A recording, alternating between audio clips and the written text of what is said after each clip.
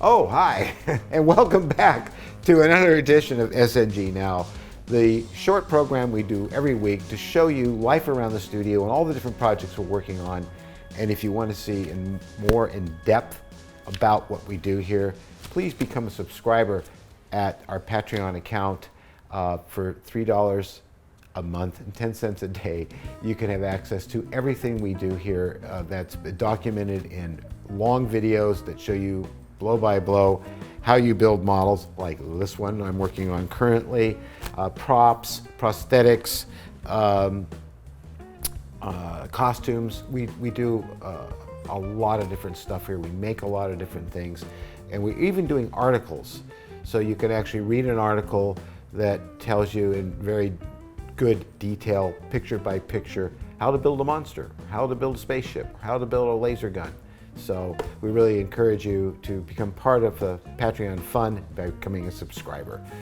So, of course, as you know, we're building the Discovery, and I'm making an interior. And in fact, this interior that you can see inside there is Elliot Brown's. Now, I did the wall structure and everything, but after the fact, he sent me all these brass edge parts and says, "You're so fast, you probably can't use these now." Wrong. I removed everything I had in there except the walls, and I put these parts in instead, and they're just incredible.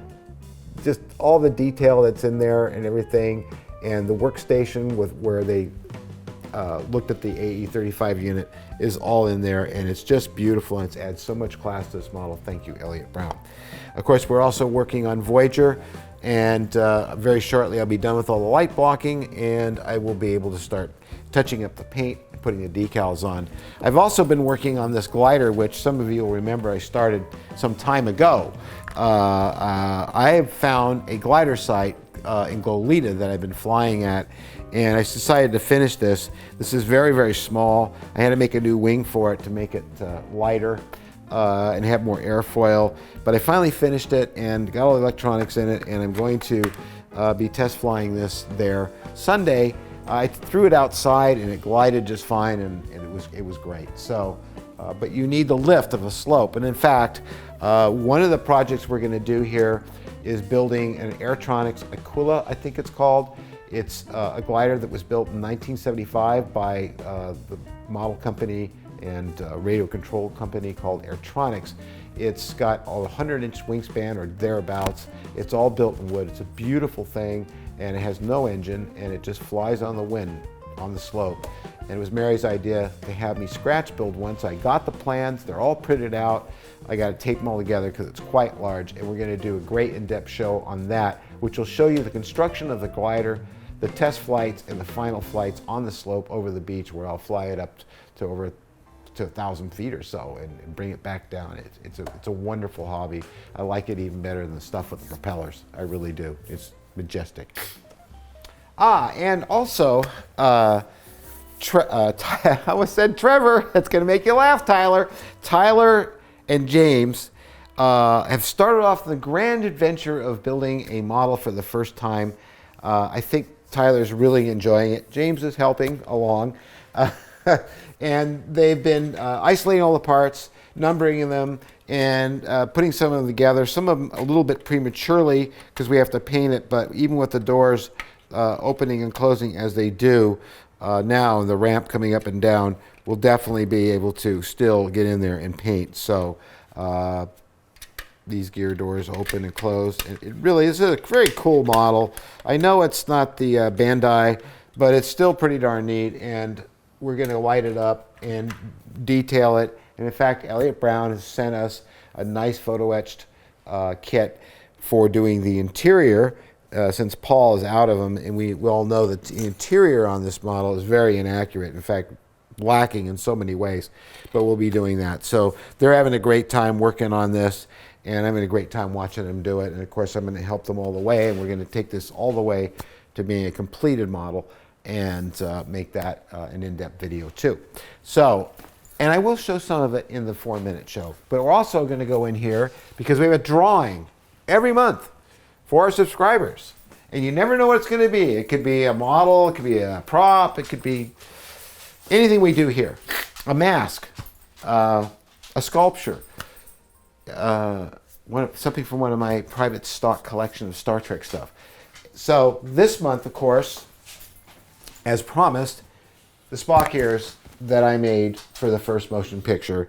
And of course, these are cast in silicone. They're not foam rubber, so they will not rot on you years from now, and they will remain beautiful like that. They're made from the masters from my original molds I did in 1978, and they're signed by yours truly and dated.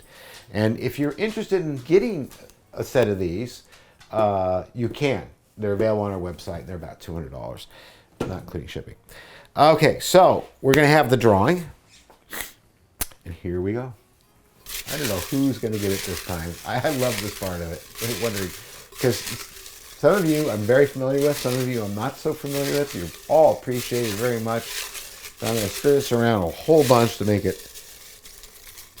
fair, and then I'm going to not look. I'm going to grab one. Just one. Do I have just one? Mm-hmm. Okay. And I don't know who this is. I have no idea because it's folded. And we're going to open it up, and I hope I can pronounce your name. Rustin Wall. I believe that's correct. Is that right? Did I say his name right? And I do recognize this name because you've been a supporter of ours for a very, very long time, not just on Patreon, but just in general of SNG. So you won a set of Spock ears, and that's a really cool prize. I don't even have one. Well, I don't have one like this. Mine is in a little box like that with one of these, which is actually from the show. So then I want to show you something else. We had a surprise package today, and I got this letter inside when I opened it up, and it says, "Hi Steve, I have a 3D printer, and I found this glowing moon 3D project on Thingiverse." I think that's how you Thingiverse.com, and printed one out for myself. I thought you might like one, so I printed another one out for you. Hope you like it. Chris Hunt. Christopher Hunt has been a supporter of mine going back to, 2008, 9, or 10, somewhere in there.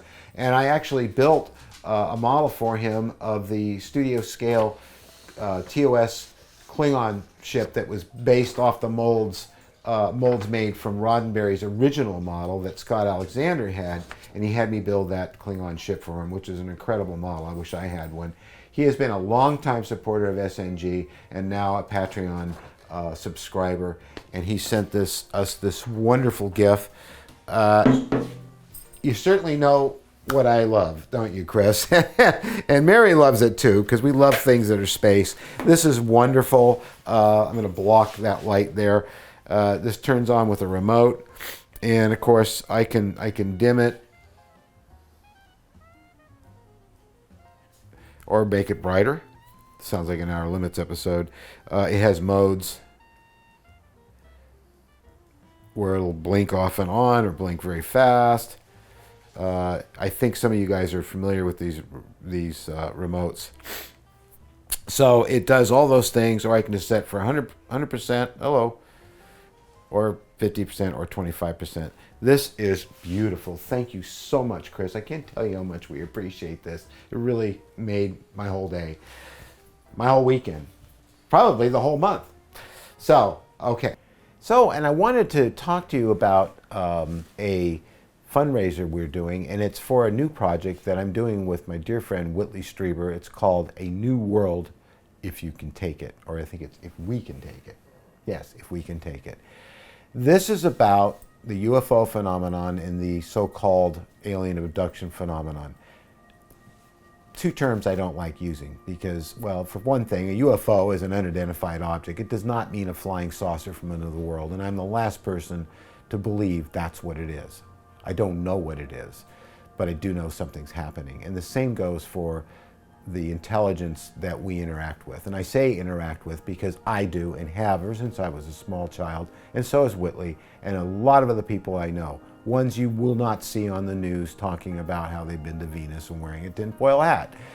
Things like this are real. They actually happen to people, and this documentary is being done by us with money we're raising and our own money, so we can tell the story without it being spun or spinned by the news media and by skeptics who claim to be skeptics but are actually debunkers. It's never been given a fair chance. I'm sure many of you would like to know, is there something to this subject matter? There in fact is, and this is a very important film, and we really hope that you will even contribute $5.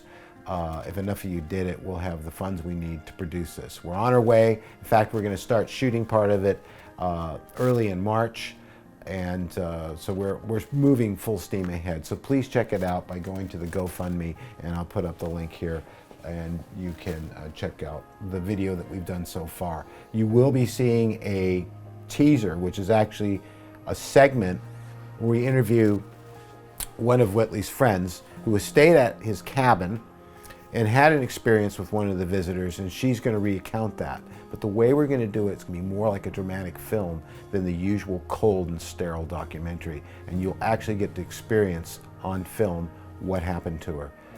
This sculpture here has been scanned, and Doug Drexler is helping us do a wireframe for this, and we're actually going to be animating this using motion capture and doing state-of-the-art effects to bring that scene to life in a way that's never been done before. In addition to that, but something is there, Isaac brought over the latest cut of the film. It's absolutely fantastic. It really moved me deeply. We are so close to being finished, and he tells me today that will certainly be done in March. So we will start having the screenings, and the screenings, of course, are going to be private only, and eventually this will be shown to various studios to be bought as a series to go on possibly Netflix, Hulu, or one of those. Because a lot of you asked, how can I see this? It's going to go that route. So, is there anything I forgot, Mary? We love you so much. Well, we do, and I really can't express enough gratitude, and Mary too, for all your support for our studio that you've shown, the gifts you've sent us. You guys are just great. We love you a whole bunch, and we'll see you next week.